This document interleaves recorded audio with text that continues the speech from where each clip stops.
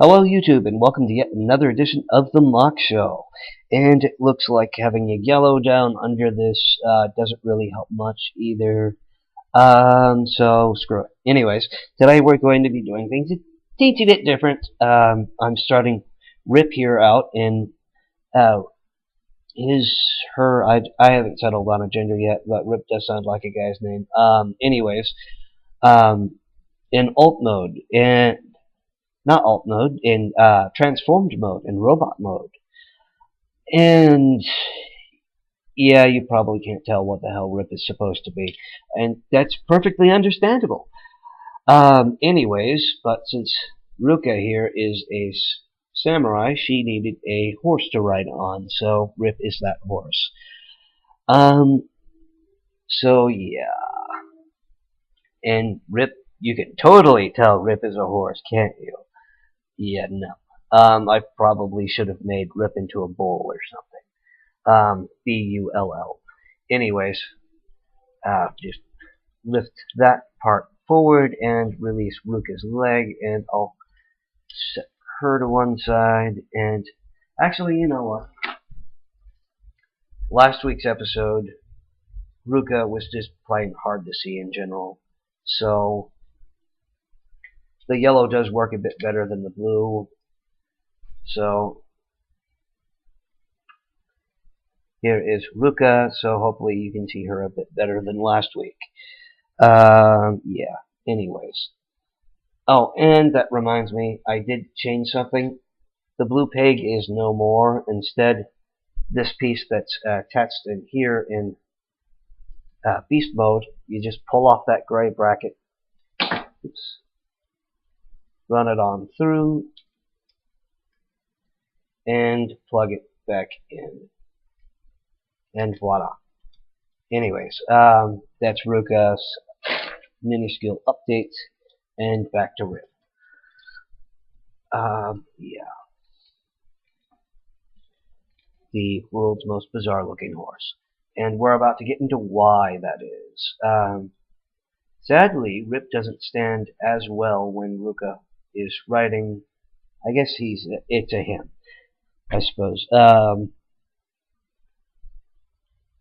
Anyways, yeah, that is one seriously weird looking horse.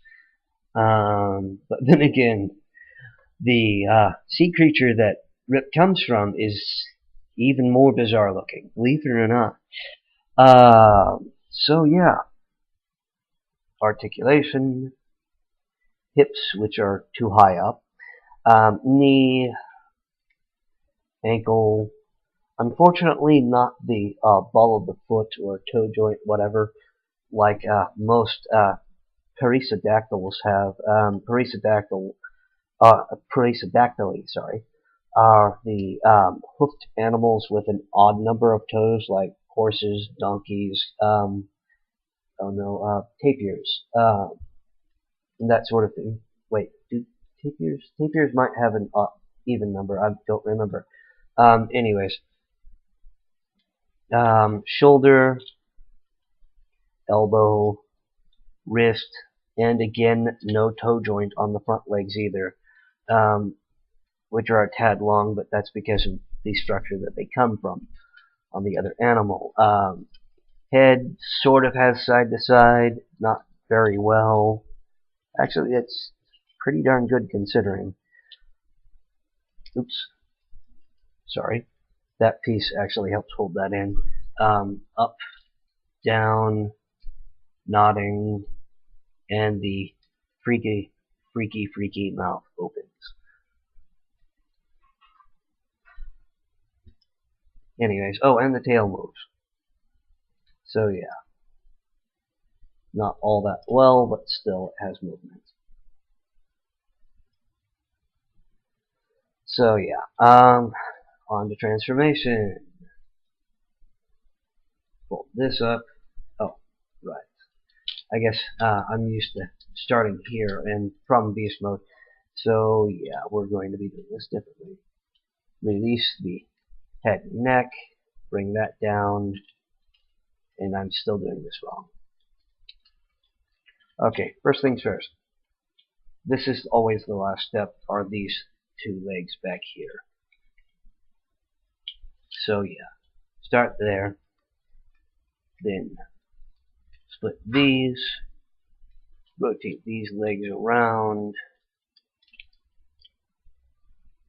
fold that out, rotate this whole thing at the shoulder,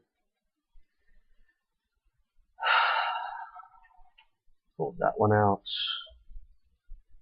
Now bring the head and neck down. Alright, oh crap, that just popped off. Get back on there. Right. Anyways, now we can rotate that up and straighten out the carapace, not carapace, but the torso, because this is the carapace right here. Anyways,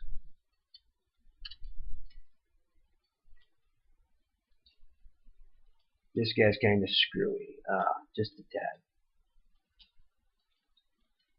Then again, you should see the thing that he's based on. It's called a Eurypterid, and this particular design is based on the one known extant species, which can be found off of Shark Bay in Australia. Just one more reason I want to visit Australia. So yeah. Rotate that stinger up. Alright, Eurypterid probably means nothing to any of you. Eurypterids are the sea scorpions, most of which are extinct. But they, if you believe in evolution, predated fish. They came before fish, so yeah. Anyways, rotate these cheekbones up like that to the front of the face and rip off the lower jaw. And unfortunately, Rip here has, that's why I settled for Rip, that's right. Okay, never mind with the cheek rotation, that was on the original idea. Anyways, I was trying to remember why I called him Rip, why I had come up with Rip. Part of it does come from the scientific name of Eurypterid, which is right there. And part of it's the fact that I literally use the term rip off when talking about transforming him back to tongue does not want to work today. Back to beast mode. Anyways, and it is a very strange looking beast mode. And the animal itself is even more bizarre looking. This just looks weird because it's made of Legos. Unfortunately, the tail doesn't quite transform properly because these two panels back here, not panels, I have no idea what these two plates back here are actually on are flat and go exactly straight across. Unfortunately, with this one, the legs cross when transforming, so they don't quite. Oh, okay, yeah, that does go. Okay, I take back the taking back the rotating the cheeks up. There we go. Anyways, but instead of it being like that, these are on the same level. So yeah. Oh, shooty go.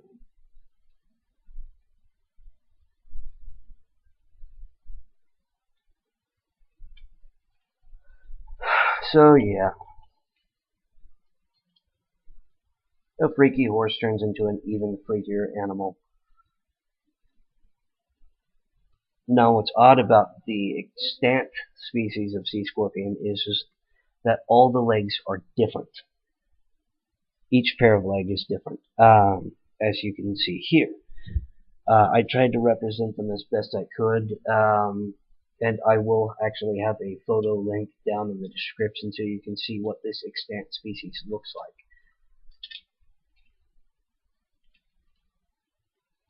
There we go.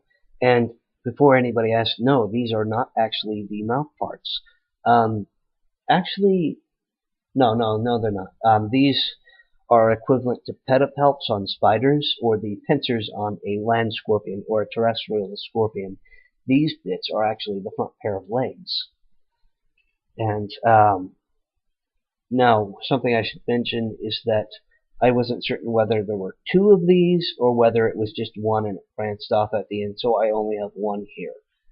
So yeah. Anyways, articulation, these front legs are the same. The pincher legs, I guess, are on a ball joint, single ball joint. These legs are on two ball joints, one ball joint again, and two ball joints. So yeah. And it can actually move its tail up and down. And wow, that's awful. Trying to keep all of this together. Oh, wow. Anyways, this tail kind of all comes apart when you bring it down. But, yeah. Anyways, so that's RIP.